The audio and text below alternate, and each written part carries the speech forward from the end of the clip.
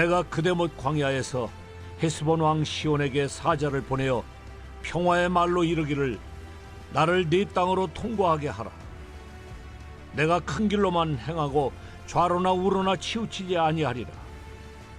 너는 돈을 받고 양식을 팔아 내가 먹게 하고 돈을 받고 물을 주어 내가 마시게 하라. 나는 걸어서 지날 뿐인즉 세일에 거주하는 에서 자손과 아래에 거주하는 모압 사람이 내게 행한 것 같이 하라. 그리하면 내가 요단을 건너서 우리 하나님 여호와께서 우리에게 주시는 땅에 이르리라 하였으나 헤스본 왕 시온이 우리가 통과하기를 허락하지 아니하였으니 이는 네 하나님 여호와께서 그를 네 손에 넘기시려고 그의 성품을 완강하게 하셨고 그의 마음을 완고하게 하셨음이 오늘날과 같으니라. 그때 여호와께서 내게 이르시되 내가 이제 시온과 그의 땅을 내게 넘기노니 너는 이제부터 그의 땅을 차지하여 기업으로 삼으라 하시더니 시온이 그의 모든 백성을 거느리고 나와서 우리를 대적하여 야하스에서 싸울 때에 우리 하나님 여호와께서 그를 우리에게 넘기심에 우리가 그와 그의 아들들과 그의 모든 백성을 쳤고 그때 우리가 그의 모든 성읍을 점령하고 그의 각 성읍을 그 남녀와 유아와 함께 하나도 남기지 아니하고 진멸하였고 다만 그 가축과 성읍에서 탈취한 것은 우리의 소유로 삼았으며 우리 하나님 여호와께서 그 모든 땅을 우리에게 넘겨주심으로 아르논 골짜기 가장자리에 있는 아로엘과 골짜기 가운데에 있는 성읍으로부터 길르앗까지 우리가 모든 높은 성읍을 점령하지 못한 것이 하나도 없었으나 오직 암몬 족속의 땅 야복 강가와 산지에 있는 성읍들과 우리 하나님 여호와께서 우리가 가기를 금하신 모든 곳은 내가 가까이 하지 못하였느니라. 이스라엘 백성들이 40년간 방황하고 이제 드디어 약속의 땅으로 진군을 하게 됩니다. 에돔을 지나고 모압을 지나고 이제 또 다른 민족을 지나가게 됩니다. 26절을 보십시오. 내가 그대못 광야에서 헤스본 왕 시온에게 사자를 보내어 평화의 말로 이르기를 에돔과 모압을 지나 헤스본이라고 하는 땅을 지나가야 합니다. 그 헤스본 왕 시온에게 사자를 보내었습니다. 사절단을 보낸 것이죠. 그리고 평화의 말로 이르기를 이라고 되어 있는데 무슨 말인가 하면 땅을 조용히 지나갈 수 있게 해달라는 것입니다.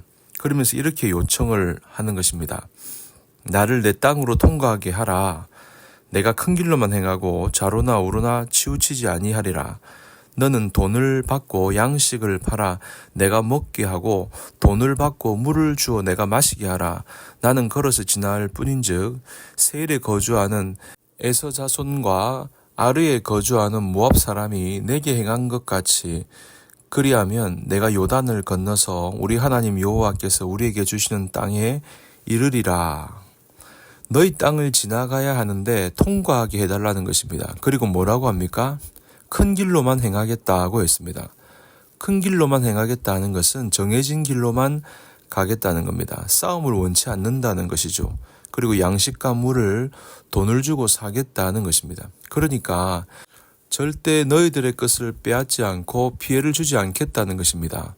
그런데 이 시온 왕이 어떻게 합니까? 30절에 보니까 헤스본 왕 시온이 우리가 통과하기를 허락하지 아니하였으니 이는 내 하나님 여호와께서 그를 내 손에 넘기시려고 그의 성품을 완강하게 하셨고 그의 마음을 완고하게 하셨음이 오늘날과 같으니라. 여러분, 이 시온 왕이 완고했다고 했습니다. 그래서 하나님은 그를 더 완강하게 했다, 완고하게 했다고 말씀합니다. 완고했다는 말은 무엇입니까? 하나님을 두려워하지 않았다는 것이죠. 자기만을 믿는 사람, 고집이 센 사람이었습니다. 자기 잘난 맛에 사는 그런 사람이었습니다. 여러분, 이 시온 왕을 보니까 과거에 바로 왕이 생각이 나지 않습니까? 이스라엘 백성들이 출애굽을 할 때 바로 왕의 성품이 생각나지 않습니까? 모세가 바로 왕에게 가서 우리 민족이 나갈 수 있도록 해달라고 하니까 바로 왕이 어떤 모습이었습니까?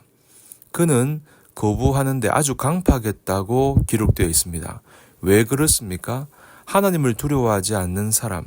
그래서 하나님은 그를 더 강팍하게 했다는 것입니다. 여러분, 한 지도자의 성품이 한 나라를 어떻게 이끌고 가는지 우리는 보게 됩니다. 잘못된 지도자의 성품은 그 나라를 도탄에 빠지게 하는 것입니다. 그렇기 때문에 그 지도자의 성품, 그 지도력이 얼마나 중요한가. 그러므로 여러분, 저와 여러분 모두도 다 지도자 아닙니까? 정말 하나님을 경외하는, 하나님을 두려워할 줄 아는 성품으로서 그러한 지도력을 우리가 발휘해야 되고, 또 우리에게 허락하는 공동체를 잘 이끌어갈 수 있는 그러한 우리 모두가 되기를 간절히 소원합니다. 여러분, 고집센 사람이 아니라 자기 주장만 내세우는 것이 아니라 유연함이 있어야 되지 않겠습니까? 하나님의 뜻이 어디에 있는지 묻고, 그리고 어떤 결정을 내리기 전에 다른 사람들은, 또 주변 사람들은 어떻게 생각하고 있는지 그 의견도 묻고, 그러면서 하나님이 기뻐하시는 공동체로 결정을 내리고 그 공동체를 하나님이 기뻐하시는 공동체로 이끌어 가야 할 줄로 믿습니다. 그러니 오늘 이 시온 왕은 마음이 완고한 고집이 센 왕이었는데 자기만을 아는 사람이었습니다.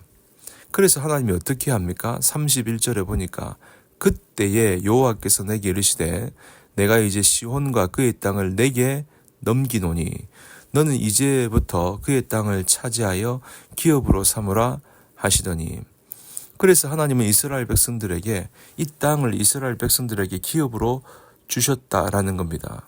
하나님이 주시기로 정하셨다는 것이죠. 그래서 어떻게 합니까? 그 땅을 차지하라고 명령하십니다. 32절, 33절 시온이 그의 모든 백성을 거느리고 나와서 우리를 대적하여 야하스에서 싸울 때에 우리 하나님 여호와께서 그를 우리에게 넘기심에 우리가 그와 그의 아들들과 그의 모든 백성을 쳤고, 이 시온이 이스라엘 백성들의 평화로운 요청을 거절한 이유가 무엇이었습니까? 우습게 본 것입니다.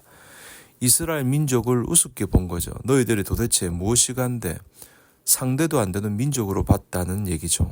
정말 당시의 전력으로 보면 시온 왕의 군대가 훨씬 전력이 강합니다. 그에 비해서 이스라엘 백성들은 오합지졸입니다. 전쟁에 최적화되어 있지 않았습니다. 그러니까 시온 왕이 우습게 봤다는 것이죠. 그만큼 강한 민족이었다는 것입니다. 이스라엘이 두려워할 수밖에 없는 그러한 민족이었습니다. 그렇습니다. 이스라엘은 전쟁의 준비가 된 민족이 아니었습니다. 그러니 이 시온 왕의 백성들, 그 사람들이 얼마나 크고 장대한 가운데 두려움이 있었겠습니까? 그런데 하나님 뭐라고 하십니까? 너희에게 넘겼다. 두려워하지 말라는 것입니다. 사랑하는 여러분, 우리가 두려워해야 될 것은 우리 앞에 있는 삶의 문제가 아니라 정말 우리가 두려워해야 할 것은 역사를 주관하신 하나님을 두려워해야 될 줄로 믿습니다. 역사의 주관자이신 하나님을 두려워하지 않는 이 시온 왕, 그래서 이스라엘 주미야 너희들 주미야 못 이기겠는가? 그래서 백성을 거느리고 나와 싸운 것 아닙니까? 하지만 어떻게 되었습니까? 하나님이 넘기셨습니다. 하나님이 그들에게 넘기셨어요. 그래서 어떻게 됩니까? 다 진멸하라고 하셨고 진멸됩니다. 하나님이 넘겨주셨기 때문입니다. 그러니 여러분, 이스라엘 백성들이 모든 것을 점령할 수 있었던 것, 승리할 수 있었던 것, 그 원동력은 하나님에게 있습니다. 하나님이 허락하셨기 때문이에요. 하나님이 허락하시지 않으면 취할 수가 없는 것입니다. 하나님이 허락하시면 그 어떠한 장대한 또 강한 것이라 할지라도 우리 앞에 쓰러지고 마는 것입니다. 여러분, 우리가 알 수 있는 사실이 무엇입니까? 하나님이 역사의 주관자라는 사실입니다. 하나님의 손 안에 있다는 사실이죠.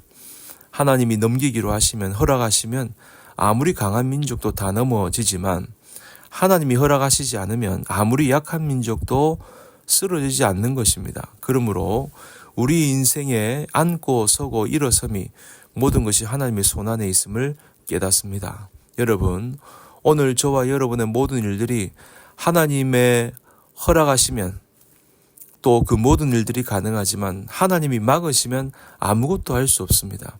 하나님이 역사의 주관자로 하나님이 우리의 주인임을 고백하고 이번 한 해에도 하나님의 허락하심이 있고 하나님의 역사가 있는 저와 여러분 모두가 되기를 우리 구주 예수님의 이름으로 간절히 축복합니다.